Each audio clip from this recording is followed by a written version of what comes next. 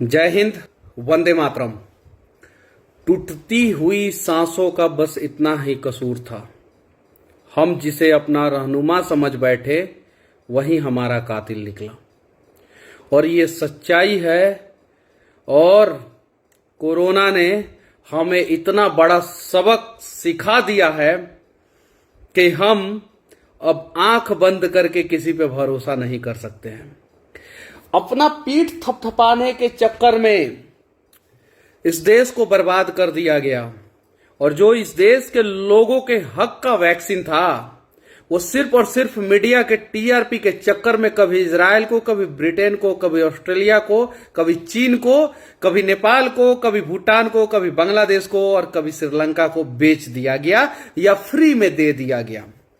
आज इस देश के लोग उस वैक्सीन के लिए तरस रहे हैं, घंटों लाइन में खड़े रह रहे हैं और केंद्रीय मंत्री कह रहे हैं कि हम दुनिया में सबसे बड़ा वैक्सीनेशन का कार्यक्रम भारत में चला रहे हैं। का हो मर्दिया, तनी दिन पहले अगर वैक्सीनवा दिलवा देले रहता तो बहुत से लोग के जान बच गई रही। आज 3 मुद्दा है। अगर मेरा तीनों मुद्दा आप लोगों को अच्छा लगे तो आप लोग इस वीडियो को शेयर करना और शेयर करते जाए दोस्तों, प्लीज आप लोगों से विनती है। पहला मुद्दा है कि हमें अपने भारत के सेना पे गर्व है। हर विकट परिस्थिति में भारत को संभाल के आगे बढ़ाने का काम जो है भारत के नेता नहीं, भारत का सेना ने किया है हर विकट परिस्थिति में। तो क्यों नहीं आज इस देश पे अब तक का इतिहास का सबसे बड़ा विकट परिस्थिति आया है तो जितना ज्यादा हो सके अर्धसैनिक बल और सेना के हवाले हम अपना अस्पताल कर दें। पॉसिबल है, संभव है। लेकिन इसमें सबसे बड़ा लोचा क्या है कि अगर हम सेना के हवाले अस्पताल कर देंगे तो विधायक, सांसद, मंत्री, मुख्यमंत्री और प्रधानमंत्री इन लोगों का कमीनी बंद हो जाएगा। किसी को बुरा लगे तो मैं माफी चाहता हूं, मेरी बातें कड़वी होती है और कड़वा वैक्सीन और कड़वा दवा जो है ना हमेशा सेहत के लिए हानिकारक नहीं होता है, लाभदायक ही होता है। बिहार में एसएसबी है, ट्रायल करके देखते हैं। अभी पूरे देश में सबसे ज्यादा अगर दयनीय स्थिति किसी राज्य की स्वास्थ्य व्यवस्था में है तो बिहार का है। तो बिहार के एसएसबी को हम लोग बिहार के स्वास्थ्य व्यवस्था को एक बार दे के देखते हैं। मैं दावे के साथ कह रहा हूं, मैं शुरू से कह रहा हूं, इस पे कम से कम 10 वीडियो बना चुका हूं कि 1 महीना में बिहार से कोरोना खत्म हो जाएगा। सिर्फ और सिर्फ एसएसबी को हम लोग या बिहार रेजिमेंट को या सीआरपीएफ को बिहार का सभी अस्पताल हैंडओवर कर दें। इतनी संख्या है और हमारा सेना जो है ना अस्पतालों को सुचारू रूप से चला सकता है। पहला मांग मेरा यह है कि जितना भी अस्पताल है उसको सेना के हवाले कर दिया जाए। वो जिला, वो राज्य, वो देश जो है ना कोरोना पे विजय पालेगा। दूसरा मांग है कि किस सरकारी अस्पताल में कितना बेड है अंदर। मैंने अस्पताल में घुस के आप लोगों को दिखाया कि दवा सरकार बोल रहा है कि हम दे रहे हैं और यहां के डॉक्टर जो है बोल रहे हैं कि आप उस दुकान से दवा खरीद के लाइएगा तभी आपका पेशेंट ठीक होगा, और दवा लिख के दे रहे हैं, बाहर से खरीदना पड़ रहा है। मैंने आप लोगों को वीडियो दिखाया है कि नहीं दिखाया है। बिहार का सबसे बड़ा जिला है पश्चिमी चंपारण और बिहार का सबसे बड़ा सदर अस्पताल है पश्चिमी चंपारण में।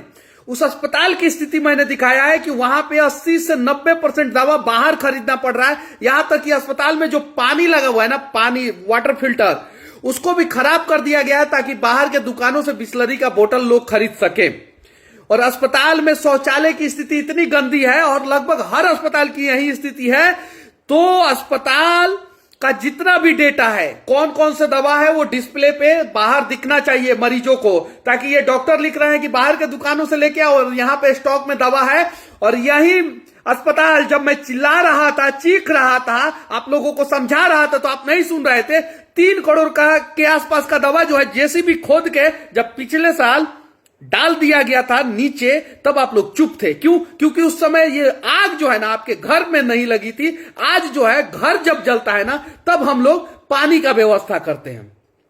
तो एम्बुलेंस कितना है सरकारी अस्पताल में, उस एम्बुलेंस में कितना एम्बुलेंस खराब है, कितना एम्बुलेंस सही है, इसका डेटा सार्वजनिक करने में क्या दिक्कत है? इसके पीछे ये कारण हो सकता है, अगर आप ईमानदार विधायक सांसद हैं तो डेटा सार्वजनिक करेंगे, बेईमान है तो डेटा सार्वजनिक नहीं करेंगे। तो आपके अंडर में अगर एक विधायक है तो उस विधानसभा के अंडर में कितना सरकारी अस्पताल है, उन सरकारी अस्पतालों में कौन कौन सा एम्बुलेंस है, उसके अलावा उस सरकारी अस्पताल में कितना बेड है, उस पे कितना मरीज का इलाज हो रहा है, कितना दवा है, ये सार्वजनिक कर देने में क्या दिक्कत है? इसका तो डेटा सबके पास होता है। सिविल सर्जन के पास सारा डेटा रहता है, एकदम एक्सेल सीट बना रहता है। कोई भी कॉमर्स का स्टूडेंट है तो मेरी बातें समझ रहा होगा। एक्सेल सीट में सब कुछ रहता है। ये मेडिसिन एक निकल गया, आज इतना निकल गया, इतना स्टॉक में है, इतना निकल गया, इतना स्टॉक में है, वो सारा डेटा है, वो कंप्यूटर में फिट है। उसको एक डिस्प्ले पे लगा देना है। 20,000 रुपया में टीवी मिलेगा, एलसीडी मिलेगा, 20,000 के एलसीडी पे फिट कर देना है बस। उतना भी अगर आप विधायक और सांसद नहीं कर सकते हैं तो समझ जाइए जनता कि ये निहायती चोर हैं और ये हमारे साथ धोखा कर रहे हैं। तीसरा हमारा मुद्दा है कि मोदी जी, जब आपने थाली पिटवाया तो मैंने थाली पीटा था और वीडियो डाला हूं, फोटो डाला हूं और मैंने प्रशंसा किया था। जब आपने दीपक बोला जलाने के लिए तो मैंने दीपक जलाया था और मेरा फेसबुक पोस्ट आज भी जाके कोई देख ले, मैं सही को सही, गलत को गलत कहता हूं। उस समय मैंने पोस्ट डाला था कि मेरा देश जो है ना वो आज कोरोना रूपी अंधकार में जो है ना, अंधकार से घिरा हुआ है। ये दीपक जो है देश को उजाला पहुंचाए। आपने थाली पिटवाया, आपने दीपक जलवाया, तो हमने थाली पीटा, दीपक जलाया। एक अमंगल पांडे स्वास्थ्य मंत्री बन गए हैं बिहार के, उनका नाम ही अमंगल पांडे। तो हम बिहार के लोगों का कहना है कि अगर देश कोरोना से जीतना चाहता है, मोदी जी जितवाना चाहते हैं, तो अमंगल को हटाइए, तब जाके देश में मंगल होगा, तब जाके बिहार में मंगल होगा। तो क्यों ना अमंगल पांडे को हटा दिया जाए? क्या अमंगल पांडे आपके राइट हैंड है? या अमंगल पांडे को मोदी जी आप हटा देंगे तो क्या देश जो है वो 100 साल पीछे चला जाएगा? या अमंगल पांडे को हटा देंगे आप स्वास्थ्य मंत्री से तो क्या देश पाकिस्तान और चीन से युद्ध हार जाएगा? अगर नहीं हारेगा ना तो एक टोटका जैसे आप थरियावा पिटवा के कराते थे और दीपक जलवा के कराते थे, आप मनीषो कश्यप थरिया और दीपक जलाया है, थरिया पीटा है, तो क्या मनीष कश्यप का बात नहीं मानेंगे? क्या सिर्फ और सिर्फ आप अपने मन की बात करेंगे? क्या हमारी मन की बात को नहीं सुनेंगे? सुनिए, बिहार के लोग कह रहे हैं, जो भाजपा के लोग हैं वो भी कह रहे हैं कि मंगल पांडे जो है ना वो मेडिसिन माफिया हैं, वो आपको पता है, इनको हटाइए, तब जाके जो है ना बिहार कोरोना से जीतेगा। तो 3 मांग है मेरा। अगर सेना पे भरोसा हो मोदी जी तो जितना हो सके उतना ज्यादा से ज्यादा अस्पतालों को पैरामिलिट्री और सेंट्रल मिलिट्री फोर्सेस यानी सेना और केंद्रीय अर्धसैनिक बल, मेरी बातें समझ में आ रही है ना? पढ़े लिखे प्रधानमंत्री हैं, आप सुने हैं कि मैट्रिक भी किए हैं, फिर हिमालय पे जाके जो है तपस्या भी किए हैं, फिर इंटर भी कर लिए, फिर शादी करके मेहरारू को छोड़े हैं, फिर ग्रेजुएशन भी कर लिए, फिर मास्टर डिग्री किए हैं और हर डिग्री जो है अलग अलग यूनिवर्सिटी का सर्टिफिकेट है आपके पास। तो आप मेरे से ज्यादा शिक्षित हैं मोदी जी, आप मेरे से ज्यादा दुनिया देखे हैं। तो मेरे से ज्यादा दुनिया देखे हैं तो आप सेना पे भरोसा होगा आपको। सेना पे अगर भरोसा है तो कम से कम एक ट्रायल के दौरान ही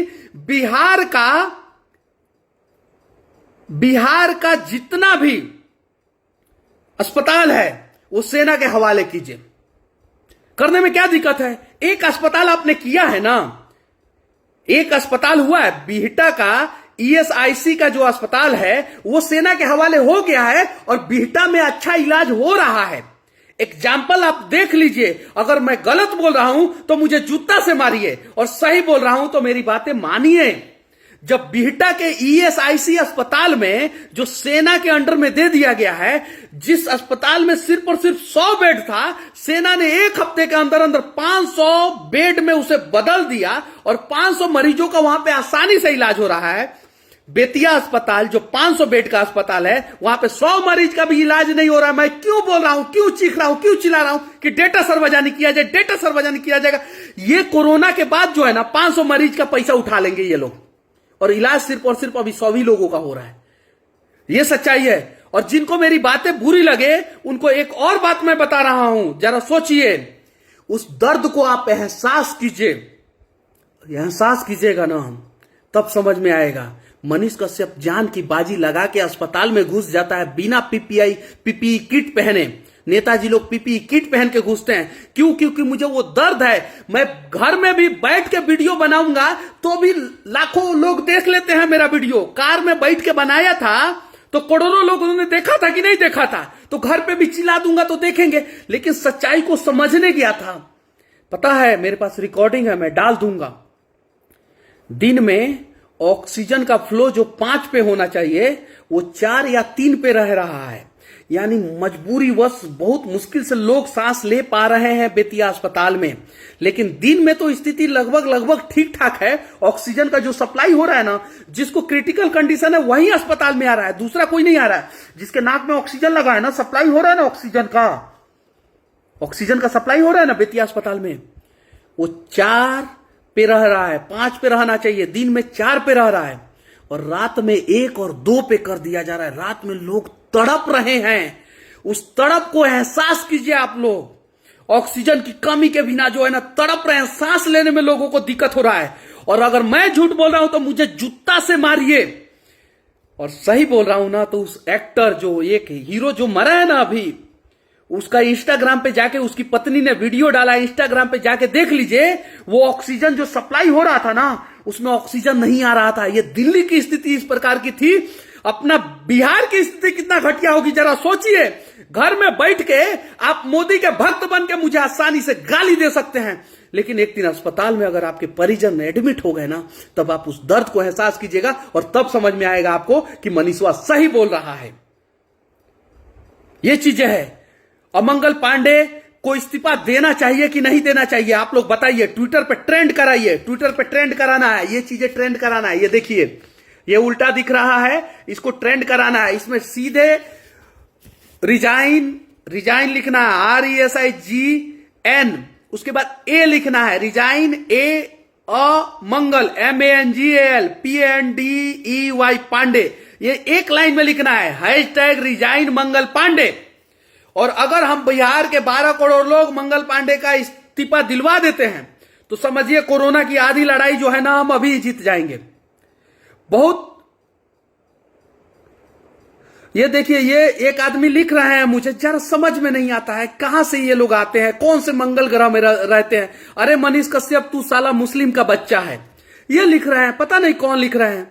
अगर इनके घर वाले, भगवान ना करे, मैं फिर भी इनके घर वालों के लिए सलामती का दुआ करूंगा, भगवान से प्रार्थना करूंगा, भगवान ना करे कि इनके घर वाले जो है वो अस्पताल में एडमिट हो। लेकिन इस प्रकार की गाली लिख रहे हैं, बोल रहे हैं कि ये मनीष कश्यप तू साला मुस्लिम का बच्चा है। जरा सोचिए कितना घटिया मानसिकता है, कितना घटिया मानसिकता है। चलिए जान दीजिए, इन लोगों की वजह से मैं डाइवर्ट हो जाऊंगा, लिखने दीजिए।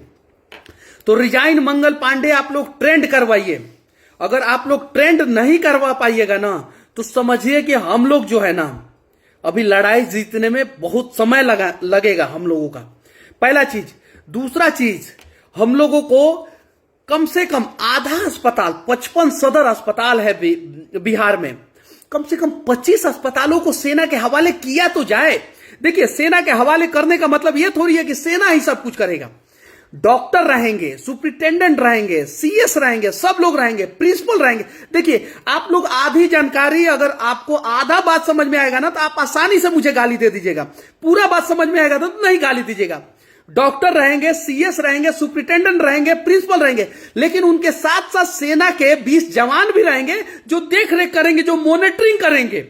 और जब सेना मॉनिटरिंग करेगा ना तो ईमानदारी से मॉनिटरिंग होगा, और ईमानदारी से मॉनिटरिंग होगा ना तो कोई ऑक्सीजन के बिना नहीं मरेगा। मैंने अस्पताल में देखा है ऑक्सीजन के बिना लोगों को मरते हुए, मैंने देखा है लोगों को तड़पते हुए, मैंने देखा है अस्पताल के गेट पे जिस आदमी का वीडियो बनाया था वो अगले दिन मर गया।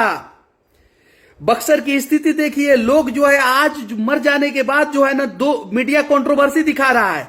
वहां का जिला प्रशासन कह रहा है कि ये लाशें जो है ना बह के आया है उत्तर प्रदेश से, और नेशनल मीडिया दिखा रहा है कि परिजन अपने मृतक का बॉडी नहीं ले रहे हैं, इसलिए नदी में डाल दे रहे हैं। अब क्या कंट्रोवर्सी है, क्या सच्चाई है, वो देश के सभी लोग जानते हैं। कोरोना एक विकट महामारी है और इसमें जो है हम सभी को मिलकर इस देश के लिए आवाज उठाना होगा। अच्छा लगे मेरी बातें तो शेयर कर देना, नहीं अच्छा लगे तो एक आदमी गाली दे रहा था वैसे ही आप मुझे गाली दे देना। अभी बेतिया में एम्बुलेंस सड़ रहा है, रोड पे एम्बुलेंस सड़ रहा है, मैंने दिखाया कि नहीं दिखाया? वो एम्बुलेंस के लिए अगर हम लोग आवाज उठाएंगे तो 2 दिन में, ये लोग कहते हैं कि हम इजराइल से ऑक्सीजन सिलेंडर मंगा ले रहे हैं, हम फ्रांस से ये मंगा ले रहे हैं, हम जर्मनी से वो मंगा ले रहे हैं। अरे पूरा दुनिया हमारे मदद के लिए खड़ा हो जाएगा। अगर भारत के लोग खुद के मदद के लिए नहीं खड़ा होंगे ना, तो भारत कोरोना से नहीं जीतेगा। आज वहां से ऑक्सीजन प्लांट मंगा लिया जाए और यहां पे ऑक्सीजन प्लांट चलाने वाला कोई नहीं हो, तो फिर कैसे हम कोरोना से जीतेंगे? वहां से एम्बुलेंस मंगा लिया जाए, लेकिन यहां से एम्बुलेंस जो है कबाड़ा गैरेज में लगा दिया जाए, तो कैसे एम्बुलेंस में मरीजों का इलाज होगा और कैसे एम्बुलेंस से एक जगह से दूसरे जगह मरीज जाएंगे? जरा सोचिए, ये सब सोचने वाली बातें हैं। पता है आज के समय में वेंटिलेटर पे जो चला जा रहा है, मेरे पास रिकॉर्डिंग है, मुझे एक वैशाली के मेडिकल सप्लाई इक्विपमेंट सप्लाई करने वाले आदमी ने पूरा बात बताया कि जो वेंटिलेटर पे चला जा रहा है वो मर जा रहा है। पता है क्यों? क्योंकि कार्डियोलॉजी के जो डॉक्टर होते हैं ना, उन्हें ही वेंटिलेटर चलाने आता है, और वैसे डॉक्टर सिर्फ और सिर्फ 15 से 20 ही है पूरे बिहार में। उसके बाद से हार्ट स्पेशलिस्ट कार्डियोलॉजी हो गया, उसके बाद से थोड़े बहुत न्यूरो वाले चलाते हैं, थोड़े बहुत न्यूरो वाले भी वेंटिलेटर चलाते हैं। यहां पे वेंटिलेटर कौन चला रहा है? डॉक्टर तो हॉस्पिटल से गायब है, कंपाउंडर चला रहा है वेंटिलेटर। उसको पता ही नहीं है, वेंटिलेटर का भी पता ही नहीं है। वो वेंटिलेटर का मतलब समझता है भिंडिलेटर। वेंटिलेटर का मतलब क्या समझता है? वो भिंडिलेटर। अब भिंडिलेटर समझने के चक्कर में भिंडिलेटर पे आदमी गया और उसका भिंडिलेटर निकल जाता है। सच्चाई है, ये बातें हैं। 15 आदमी वेंटिलेटर को ऑपरेट करने वाला 15 से 20 ही आदमी है पूरे बिहार में। चलिए 20 से 50 आदमी होगा, क्या 50 आदमी से पूरा बिहार का वेंटिलेटर ऑपरेट हो पाएगा? इसीलिए 62 वेंटिलेटर आया था बेतिया में। अगर मैं गलत बोल रहा हूं तो बीच चौराहे पे मुझे जूता मारिएगा। 62 वेंटिलेटर आया था बेतिया में, सिर्फ और सिर्फ 5 ही चल रहा था। क्यों? क्योंकि वेंटिलेटर को ऑपरेट करना आता ही नहीं है इन लोगों को। और कहते हैं कि हम डॉक्टर के नाम है, डॉक्टर हैं हम सांसद बनेंगे तो हम आपका इलाज करेंगे, बीमार है जिला तो हम इलाज करेंगे। और उन्हें यह भी नहीं पता है कि वेंटिलेटर ऑपरेट करने वाला आदमी जिला में कितना चाहिए, क्या चाहिए और किस प्रकार से वेंटिलेटर ऑपरेट होता है। जरा सोचिए।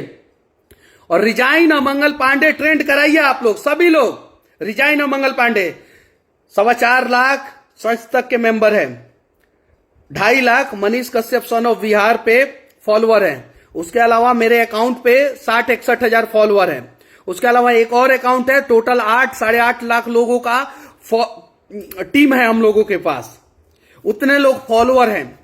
अरे उसमें से सिर्फ और सिर्फ 10% लोग भी ट्रेंड करा देंगे ना तो बहुत होगा। सिर्फ 10%, 8.5 लाख वोट मुझे नहीं मिला, सिर्फ 10% लोग ट्रेंड करा देंगे तो। और जरा सोचिए, कोरोना से आप लोगों को कितना डर लगता है। मुझे डर नहीं लगता है, मुझे भी डर लगता है। मुझे क्या विदेशी वैक्सीन पड़ा है? क्या विदेशी वैक्सीन पड़ा है? जो ये नेता जो है ना, केंद्रीय मंत्री, ये लोग नेता लोग, इन लोगों को विदेश से वैक्सीन पड़ गया है। इन लोगों को हेवी क्वालिटी का वैक्सीन पड़ा है, समझे ना? ये चीजें है। हमें क्या पड़ा है? ये नेताजी लोग जब अस्पताल में घुसते हैं तो पीपीई किट पहनने के बाद एक चश्मा भी लगा लेते हैं, आंखुआ के तरफ से कोरोना ना घुस जाए। हम लोग ऐसे ही घुसते हैं पूरे हिम्मत से कि ताकि जो है हमारा समाज बचे, हमारा देश बचे, समझे? और जो हिंदू मुसलमान की बात कर रहे हैं ना, और मुझे समझाने की कोशिश कर रहे हैं ना, और कह रहे हैं ना कि मैं मुस्लिम का बेटा हूं, अरे पहले शर्म करो तुम। अस्पताल में हिंदू सबसे ज्यादा मर रहा है, 10 में से 9 कोरोना पेशेंट हिंदू है, क्योंकि इम्यूनिटी पावर हम लोगों का कमजोर है। हम लोग चिकन मटन ज्यादा नहीं खाते हैं। ये लॉजिकली बातें कर रहा हूं, अंधभक्ति और इलॉजिकली बातें नहीं कर रहा हूं। जाके देखिए स्थिति कितनी खराब है हमारी, जाइए। तब पता चलेगा बांग्लादेश और पाकिस्तान की स्थिति क्यों नहीं खराब हुई, क्यों मुस्लिम बहुल क्षेत्र में जो है कोरोना उतना डेंजर रूप नहीं हो पाया जितना हिंदू बहुल क्षेत्र में हो गया है। जाके समझिए, अस्पताल में पर डे मेरे पास 25 आदमी का फोन आता है, 2 से 3 आदमी का व्यवस्था करा पाता हूं, बाकी लोगों का व्यवस्था नहीं हो पाता है, क्योंकि मैं सांसद विधायक थोड़े हूं, जिसमें से 24 आदमी 23 आदमी मेरे से नाराज हो जाते हैं, कहते हैं मनीष कश्यप कुछ करता ही नहीं है। लेकिन 2-3 आदमी के लिए मैं कर पाता हूं। क्या करूं मैं, मेरे पास क्या है? उल्टा मैं लोगों के लिए आवाज उठाता हूं तो मेरे ऊपर एफआईआर हो जाता है, हमेशा एफआईआर हो जाता है। एक और एफआईआर हुआ है, उसको भी एक्सपोज करूंगा मैं अभी कुछ दिन में। ये चीजें है, क्या करूं मैं? आप लोगों के लिए खड़ा हूं। आप लोग क्या मेरे ऊपर संकट आएगा तो खड़ा होइएगा, मेरा साथ दीजिएगा। मेरे दुख के घड़ी में मेरा साथ कौन देगा? मेरे घर वाले पर डे फोन करते हैं कि घर आ जाओ, घर आ जाओ, घर आ जाओ, घर आ जाओ। मैं यहां पे बेतिया में अकेले रहता हूं, अकेले रह के जो है ना आवाज उठा रहा हूं, लोगों का मदद कर रहा हूं अकेले। एम्बुलेंस जो है रात में 10 बजे मैं आ रहा था तो देखा कि रास्ते पे एम्बुलेंस है। अगर नेताओं के आंखों में शर्म होता ना तो पहली बात वो तो रोड पे एम्बुलेंस खड़ी ही नहीं करते। अगर जनता समझदार होता ना तो भी वो एम्बुलेंस रोड पे नहीं खड़ी करते। आंखों के सामने भ्रष्टाचार हो रहा है, दिख रहा है कि यहां पे एम्बुलेंस बर्बाद हो रहा है। अब उस एम्बुलेंस को सड़ाया जा रहा है कि उस एम्बुलेंस का इस्तेमाल करने का प्लानिंग किया जा रहा है। 5 वर्षीय योजना होता है ना, 10 वर्षीय योजना होता है, तो उस योजना पे शायद काम हो रहा होगा। क्योंकि बेशर्मी की हद तो यहां के नेताओं ने पार कर ही दिया है। आपने देखा कि नहीं देखा, लाशें जो है वो 30-40 लाशें जो है वो बक्सर के नदी, गंगा नदी घाट में जो है ना, वो क्या कर रहा था? गंगा नदी को शुद्ध कर रहा था क्या वो लाश?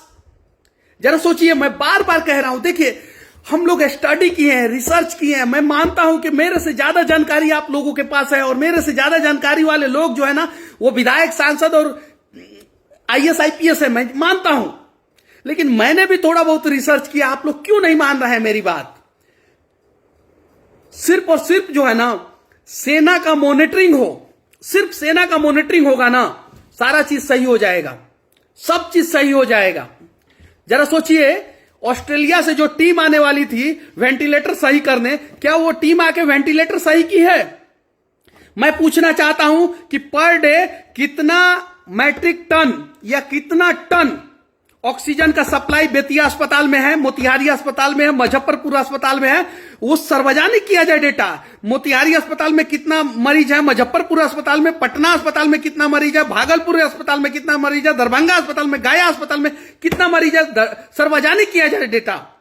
उस अस्पताल में कितना रेमडेसिविर इंजेक्शन है, कौन कौन सा मेडिसिन है, कौन कौन सा मेडिसिन आपको बाहर से खरीदना पड़ेगा, वो सार्वजनिक किया जाए डेटा। क्या दिक्कत है सार्वजनिक करने में? अगर आप ईमानदार हैं तो ईमानदार को क्या डर है? कहीं नहीं तो कहीं आप लोग चोर चोर मौसेरे भाई। और मैं दावे के साथ कह रहा हूं, पता है, जरा सोचिए, स्वास्थ्य व्यवस्था में सुधार पता है क्यों नहीं हो पा रहा है? इसलिए नहीं हो पा रहा है ना कि आज अगर स्वास्थ्य व्यवस्था में सुधार हो जाएगा ना, सरकारी स्वास्थ्य व्यवस्था में सुधार हो जाएगा ना, तो अगले 10 साल तक प्राइवेट क्लिनिक और प्राइवेट प्रैक्टिस करने वाले डॉक्टरों का रोजी रोटी बंद हो जाएगा 10 साल तक। इसलिए, और वही लोग जो है ना चुनाव के समय में अपने अपने नेताओं को फंड देते हैं, पैसा देते हैं, और उन्हीं के नेता जो है चुनाव में जीत जाते हैं। तो वो उन्हीं के हिसाब से काम कर रहे हैं। लोग थोड़े बहुत मरते हैं तो मरने दो। बहुत आसान होता है पक्ष और विपक्ष में बट के जो है ना सोशल मीडिया पे कमेंट करना। हम कांग्रेसी हैं तो कुछ भी हो जाए हम मोदी को गाली देंगे, हम भाजपाई हैं तो कुछ भी हो जाए हम सारे समस्याओं का जड़ जो है ना वो कोरोना किसके वजह से आया? जवाहरलाल नेहरू के वजह से आया। जवाहरलाल नेहरू। कोरोना किसके वजह से आया? तो राजीव गांधी की वजह से आया। कोरोना किसके वजह से? राहुल गांधी की वजह से आया। तो हम अगर भाजपाई हैं तो सारे समस्या को विपक्ष के ऊपर थोप देंगे, और हम अगर कांग्रेसी है तो सारे समस्या को जो है ना वो पक्ष के ऊपर थोप देंगे। हमें पक्ष और विपक्ष में नहीं बांटना है, हमें इस देश की तरफ खड़े होना है, और इस देश की तरफ हम खड़े रहेंगे, और देश की तरफ जो खड़ा रहेगा उसका साथ देंगे हम। बात खत्म। देखिए, मुझे कोई फर्क नहीं पड़ता है, वोट आप जिसको देना है दे। इस बात को समझिए आप लोग, वोट आपको जिसको देना है दे, लेकिन सरकार को अगर आप लोग पप्पा बनाएंगे ना तो स्थिति बद से बदतर होगी, और उसके लिए दोषी आपके पप्पा होंगे जिसको आप लोग सरकार कहते हैं। तो इस बातों को समझिए, सरकार को पप्पा नहीं बनाना है हमें। सिर्फ और सिर्फ सरकार तब तक सरकार में रहेंगे जब तक इस देश के और देश के लोगों के लिए काम करेंगे। नहीं करेंगे तो पिछवाड़े पे डंडा मारेंगे और हटा देंगे। ये मानसिकता जब हमारी डेवलप हो जाएगी ना, आज जो है पता है, मुझे भाजपा के लोग फोन करते हैं, कांग्रेस के लोग फोन करते हैं, आरजेडी के लोग फोन करते हैं, बड़े बड़े अमीर लोग फोन करते हैं, अमीर लोग, बहुत अमीर लोग, आपके सोच से भी ज्यादा, कहते हैं कि एक बेड दिलवा दीजिए मनीष जी, प्लीज एक बेड, मेरी माता जी का तबीयत खराब है, मेरे पिताजी का तबीयत खराब है, मेरा भाई का तबीयत खराब है। यार मैं क्या कर सकता हूं? और जिसके लिए व्यवस्था करा दिया उसके लिए तो ठीक है, जिसके लिए नहीं करा पाया उसके नजर में मैं गिर जाता हूं। यार मैं सांसद हूं, मैं विधायक हूं, अरे यार मेरे ऊपर तो इतना सारा केस कर देते हैं ये लोग, जब भी आवाज उठाता हूं तब भी केस कर देते हैं, जब भी आवाज उठाता हूं तब भी केस कर देते हैं। मैं क्या करूं? मैं आप लोगों के हर सुख दुख में खड़ा रहता हूं, एक बार मेरे लिए भी आप लोग खड़े होइए तब।